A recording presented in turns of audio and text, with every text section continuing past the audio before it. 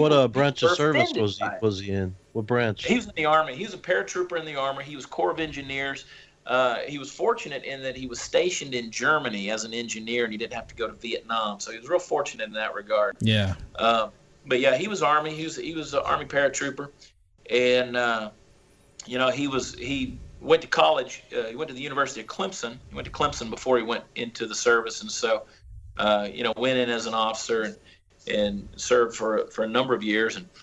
And I think his time in the service, honestly, was the best times of his life. I hear that all the time. Yeah. Yeah, he just had the best time of his life. When my dad ever would tell a story my dad's not very talkative, never was, but when he would tell a story about a good time in his life, it always involved, being in the service. So yeah, my mother just got to a point where she couldn't take care of him anymore. So he's in a veteran's home, and he's surrounded by those guys, and they can kind of trade stories, and he hears those stories, and it's good for him. But growing up in the South, we did things a whole lot differently. And, I've got 5 kids of my own. I got 5. My oldest is 19. So does Greg. 9. Yeah. You guys are alike. Yeah. I'm prolific. I've got a wife, 2 dogs, a cat, 5 kids, and a vasectomy. Oh! Ouch. Yeah, it was, but I tell you what, I'd do it all over again. It's the best $25 office copay I ever spent.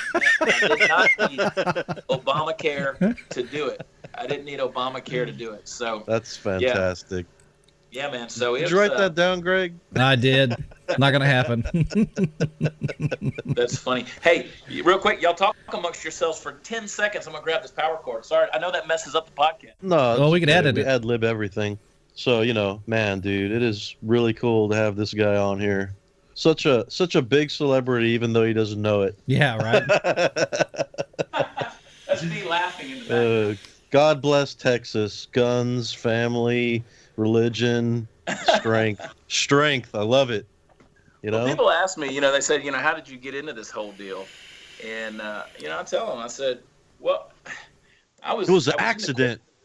Well, it kind of was, really. It kind of was.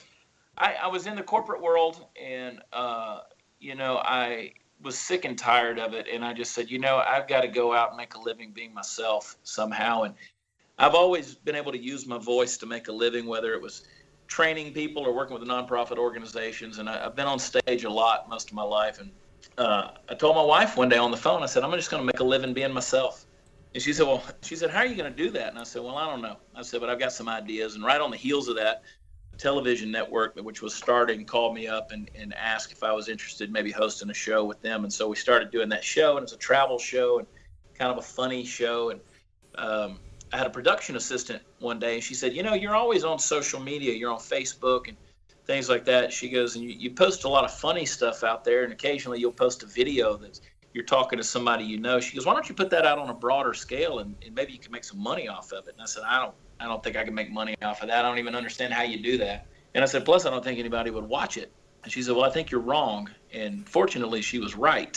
Yeah. Because it really didn't take long. I mean, one of the first videos I put out exploded. I mean, the thing went up, I don't know. It was like, 50, 60,000 views, which for me was, oh my God, 50, 60,000 views is crazy.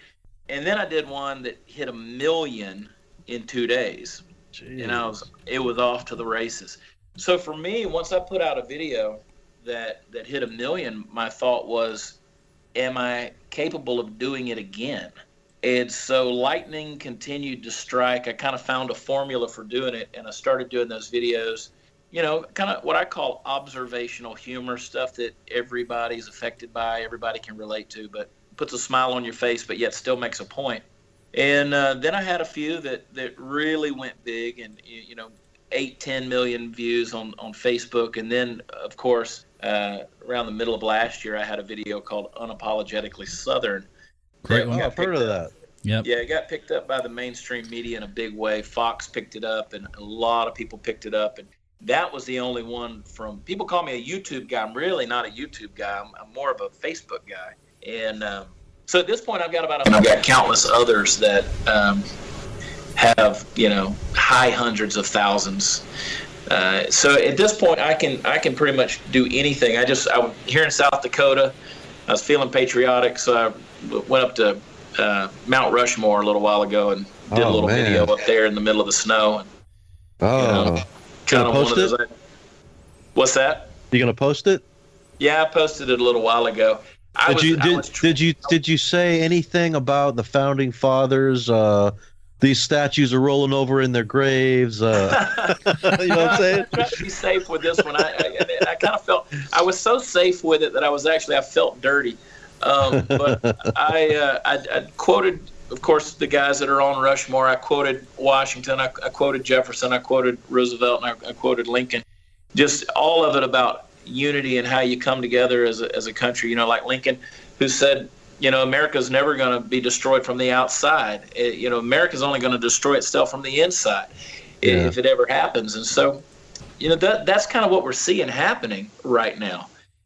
Is these folks that are trying to destroy it from the inside. And I know that there's a lot of folks out there that will look at folks like us, maybe have a little more conservative leanings, and say that we're trying to destroy it, but we're really, really not. I really do love this country. Yep, not at all. I mean, come on. I was in Dallas, Texas, in a television studio at 5:00 this morning, and now I'm in Rapid City, South Dakota, getting buried in snow right here tonight. And tomorrow I'll be in Denver, Colorado. I'm all over this country. I meet people, I talk to people, I love people, and I love the fact. And let me preach for a second on this. I love the fact that America gives people dignity. Look, if I was living in Mexico, I'd be trying to get in this country too.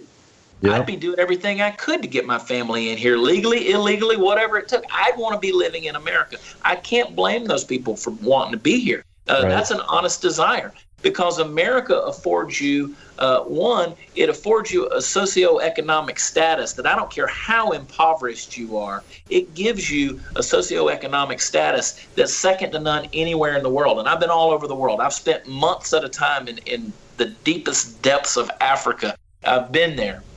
I've seen true poverty. And we go to these third world countries and do work every year. But you know what? Most of the poorest people in America still have access to transportation. They still got access to televisions. They still got access to microwaves. That's America. I don't care how poor you are. And another thing, it affords us a dignity that is absolutely second to none anywhere in the world. If the richest guy in the world walked up to one of the poorest people in America and said, "I'm going to give you $100 to kiss my ass," that poor American would tell him where to get off, because you know what? Even the poorest Americans have dignity. And only America affords us something like that. So I love this country, and I do want to see America great. I want us to do the things that it takes. But, there's certain things I can't stomach. I can't stomach abortion. I can't stomach big government. I can't stomach the ridiculous taxes that are going on, these tax codes that are, nobody will ever understand them, and they're just getting more and more complex and detailed as you go on. And so, messing with the Constitution. So I could go on and on and on with that list, but yeah. So we probably need to look at wrapping this up pretty soon, but what's next for you, my friend? Well, what is next for me? We're planning 2017 for our Kings of Cowtown comedy tour. We did 35 shows in 2016. Every single one of them were pretty much sold out. If they weren't, they were 90% capacity. So it was a successful tour, and myself, Cowboy Bill Martin, and a few other comics, we traveled around, and we do something pretty unique. Every city we go to, we find a children's clinic, and we put cowboy hats on the heads of kids with cancer and other life-threatening illnesses with an organization that Cowboy Bill started called Cowboys Who Care. And so that's a real blessing for us to do that. So we're planning 2017. We've got some big plans for the comedy tour, and, of course, always doing some television stuff. And, I always said that I wasn't going to try to be a political pundit, but sometimes I just can't help myself. It just wants to come out, And things have been so heated here lately that I can't help but voice my opinion on a lot of it. But the only thing that's going to change it is being able to have these conversations in love, and being able to really find something where we can reach across and grasp hands and pull each other along and find some areas that we can tolerate each other on. I'll tell you what, man. If you ever want to try this again with us sometime, maybe what we could do, since you have so much influence, we might be able to tell Donald a little bit more about what might work, and he might listen to us. Yeah, well, one can only hope, right? Hang on, I've got one of my sponsors that's been one of my dear partners, and the folks are friends of mine for years now, is American Hat Company. American Hats, they've been making cowboy hats in Texas for 101 years now. 2015 was their centennial anniversary, and they're dear partners. And Sid Miller, of course, who's up for potentially being Secretary of Agriculture, is a good friend, and he wears an American hat too. And so he was the one that, there you go, he was the one that was in the crowd the other day when Donald Trump made the comment. He said, "I got to get myself a cowboy hat." No kidding.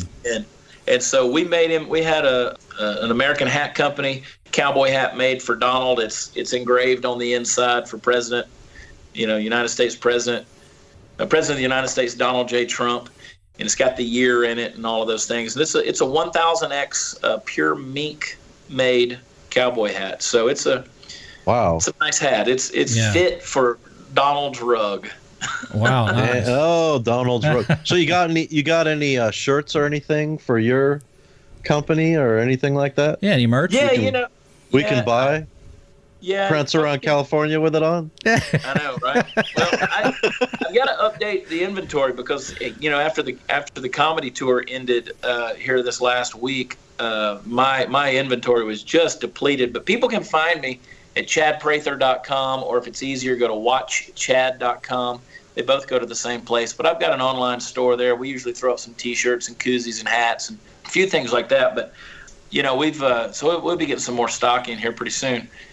And I've got one that, of course, says this is my politically incorrect Watch Chad shirt, and it says some other things, that are a little bit descriptive about being politically incorrect. And so that's been a big seller. But I'm glad I partner with a group called Rank, R-A-N-K, Rank Rodeo Threads, and those guys have been real good partners of supplying merchandise for me, and they've helped me get up and down the road, which has been a real blessing to have partners like that. But